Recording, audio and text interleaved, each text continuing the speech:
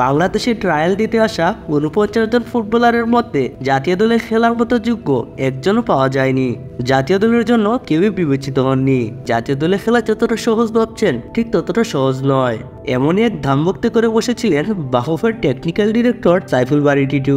তবে তিনি একথাও বলেন, বিশেষ করে অনূর্ধ্ব-১৯ এবং ২৩ দলের জন্য ২ জনকে ডাকা যেতে পারে। তার এই কথা শুনে মোটেও খুশি হননি বাংলাদেশের ফুটবল প্রেমীরা।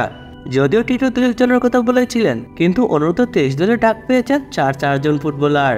লিস্টের প্রথমে রয়েছেন যুক্তরাষ্ট্র থেকে আসা একজন ফুটবলার, যাকে স্পিডের দিক থেকে ভিনিসিয়াস জুনিয়র এবং স্কিলের দিক থেকে নেইমার জুনিয়রের সাথে তুলনা করা হয়। আর তিনি হলেন বাংলাদেশি বংশোদ্ভূত বিচ্ছুক চাকমা।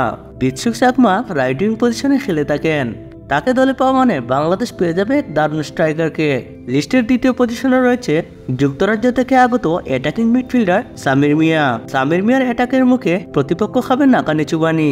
লিস্টের তৃতীয় পজিশনে রয়েছে যুক্তরাষ্ট্র থেকে আগত এক লেফট ব্যাক উইঙ্গার, যার নাম জায়ান আহমেদ। আর জায়ানের খেলায় মুগ্ধ হয়েছিলেন সাইফুল বারী টিটু, এজন্যই তো তাকে অনূর্ধ্ব-২৩ দলে ডেকেছেন। লিস্টের চতুর্থ এবং শেষ নামটি হলো ইংল্যান্ড থেকে আগত এক সেন্টার ব্যাক, যার নাম হলো কাসপার হক। খুব শীঘ্রই বাংলাদেশের লাল সবুজের জার্সি গায়ে তাদেরকে মাঠে দেখতে পাবো আমরা।